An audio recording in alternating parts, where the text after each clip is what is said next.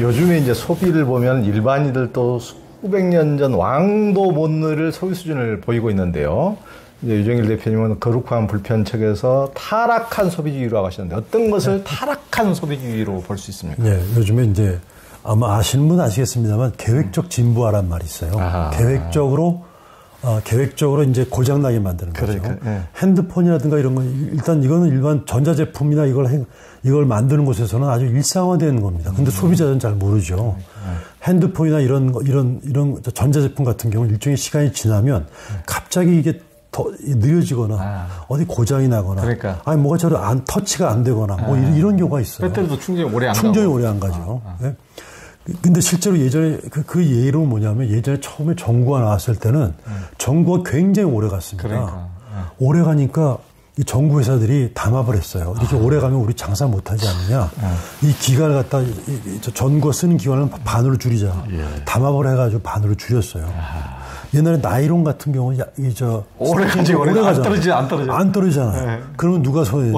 옷 장사가 안 되잖아요. 그러니까 일정하게 떨어지도록 이게 계획적 진보합니다. 그래서 가급적 사람들로 하여금 자꾸 물건을 버리도록 만드는 거죠. 그러려면 실제로 계획적 진보화도 있지만 그래서 광고를 통해서 계속적으로 먹어라, 입어라, 발라라, 써라 하잖아요.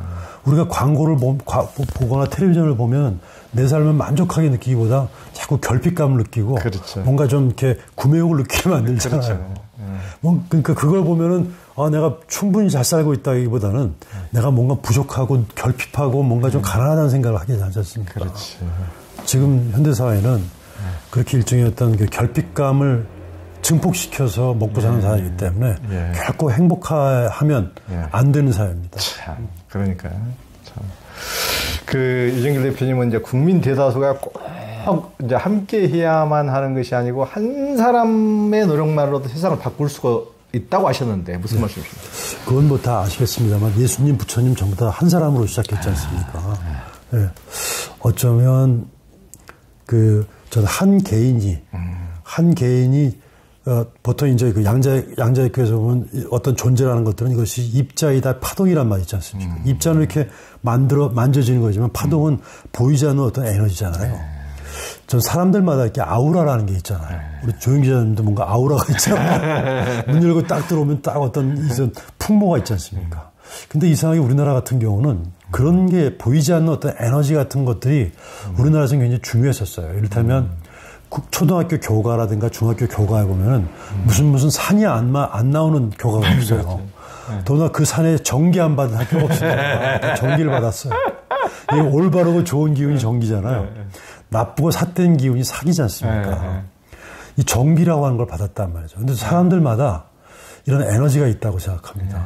그래서 하다못해 이제 집에서 부모가 보이는 어떤 그런 행동이 아이들한테 어떤 영향을 끼치는 것처럼 꼭 말이 아닌 것처럼 사람은 말로만이 아니라 그 분위기라는 게 또 중요하니까 그런 것들이 영향을 끼치는 것들이 있다고 생각이 드는 거죠. 이를테면 귀찮긴 하지만 맨날 텀블러를 들고 다니면 지금 당장 사람은 바뀌는 것 같지 않지만 그걸 보는 사람이 저런 사람도 있네라고 생각할 거 아닙니까? 그 다음에 어떤 식당 같은 데서 음식 남기지 않고 그 다음에 쓰레기가 오면 아주 큰 목소리로 그런 걸 거절하고 하는 사람을 보면서 처음에는 별 이상한 또라이 같은 사람이 있네라고 생각할지 모르지만 그런 사람들을 보고 있다가 처음엔 저게 좋다는 생각 안 하다가 어떤 우연한 인연과 기회가 되면 이런 삶이 중요하구나 하는 걸 깨닫게 되면 그 사람을 떠올리겠죠. 그러면 이 사람의 행동을 그래서 이 사람이 바뀌었다 한다면 직접적인 연관이 아니라 하더라도 그 사람이 갖고 있는 그런 행동 자체가 누군가의 어떤 파장을 끼친 거거든요. 그런 파장의 에너지가 얼마나 강도가 있느냐, 얼마나 오래 가느냐에 따라서 또 얼마나 효율적이냐에 따라서 한 사람이 갖고 있는 힘이 큰 영향을 끼칠 수 있게 되는 거죠. 그렇죠. 불교에서는 어떤 원력이라는 게 참 있지 않습니까? 한 사람의 원력이라고 하는 것들이 정말 우공이산이라는 말이 있잖아요. 그러니까. 그 삽질하는 거 가지고 산을 옮긴다고 얘기하는 것처럼 우리가 보통 미친다라는 말은 어디서 어디까지 가다가 도착하지 못한 걸 거기까지 미치지 못했다 이런 말 하지 않습니까? 미치지 못했다는 어떤 경지에 이르지 못했다는 거잖아요. 미쳤다는 얘기는 경지에 이뤘다. 그러니까 실제로 어떤 정말 이렇게 사회를 변화시키거나 이러려면 미쳐야 되는 거죠. 그 경지에 이르러야 미쳐야 미친다. 그죠. 네, 그리고 그 유해물질 아주 사회에 해악을 끼치는 어떤 생산 기업 같은 데서 단 한 사람 피켓이 해도 그 효과가 있다면. 그렇죠. 그러니까 그 제가 여기도 썼습니다만 사람이 그 방 안에 모기 한 마리 있으면 얼마나 신경 쓰여요. 나 같은 큰 몸뚱아리가 모기 한 마리가 맹맹거리면 내 안면의 방해 때문에 저 모기를 죽이고야 말겠다. 그래야 내가 평야에 잘 살지라고 생각이 들 정도로 그 공장이나 이런 데서 피켓팅 한 사람이라도 피켓팅 한 사람이 있으면 그 사람은 자기 혼자지만 보는 사람은 실제로 굉장히 긴장을 합니다. 나 하나 이거 하는 거 가지고서 어디 누구한테 압력이 되겠냐 생각할지 모르지만 실제로 그걸 보는 사람 입장에서 보자고 한다면 저 사람 한 사람이 이제 눈의 가시처럼 보이게 되기 때문에 계속 어떤 행동을 하는 데 있어서 내가 굉장히 마음을 쓰게 만들어서 결국은 그런 변화를 유도하게 만들고 또 그 한 사람이 있음으로 인해서 저래도 되겠구나 그래서 많은 사람들한테 일정하게 옆으로 손잡고 네트워크를 갖게 만드는 그런 계기가 되죠. 그렇죠.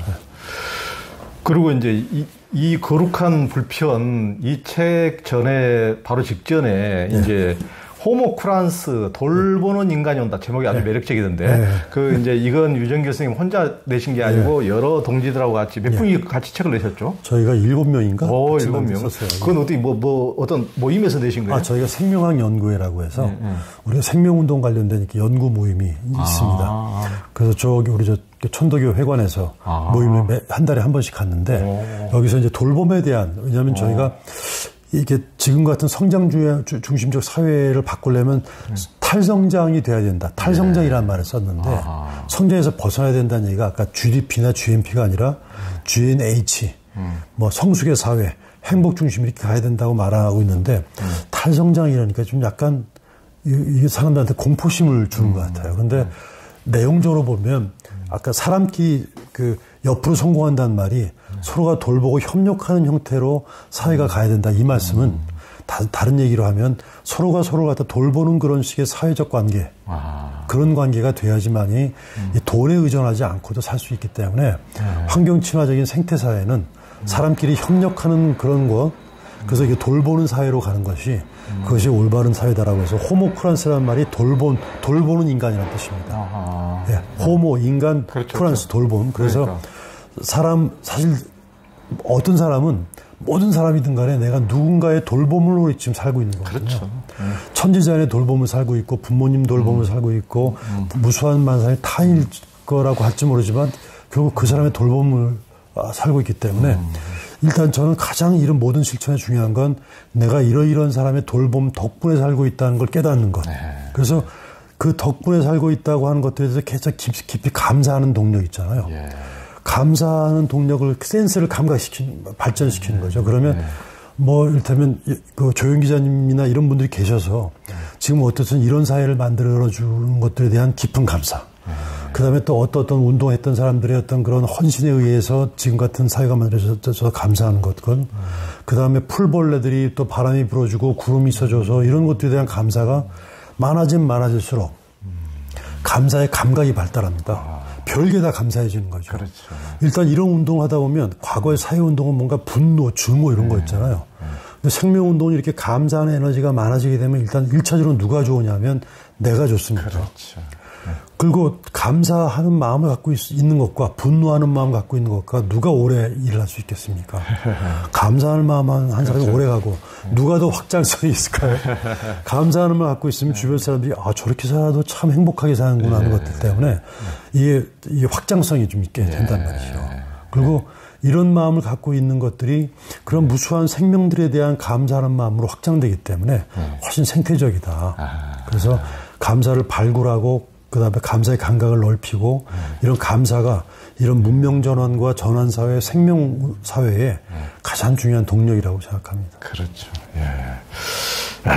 오늘 이제 여기 불교환경연대 와서 우리 유정길 대표님 와서 거룩한 불편 어떤 이 소중한 책, 아름다운 책을 가지고 우리 이제 삶과 수행과 환경, 자연, 우리의 자신과 자연이 둘이 아닌 경지에 대해서 깊은 얘기들을 나눠봤습니다. 우리 불교환경연대 조금 아름다운 취지에 같이 뜻을 같이 하시고 또 우리 스님들도 녹색사찰 운동에 같이 동참해서 우리 함께 아름다운 동체 대비의 세상을 만들어 봤으면 좋겠습니다. 오늘 유정길 대표님 고맙습니다. 고맙습니다. 감사합니다. 예.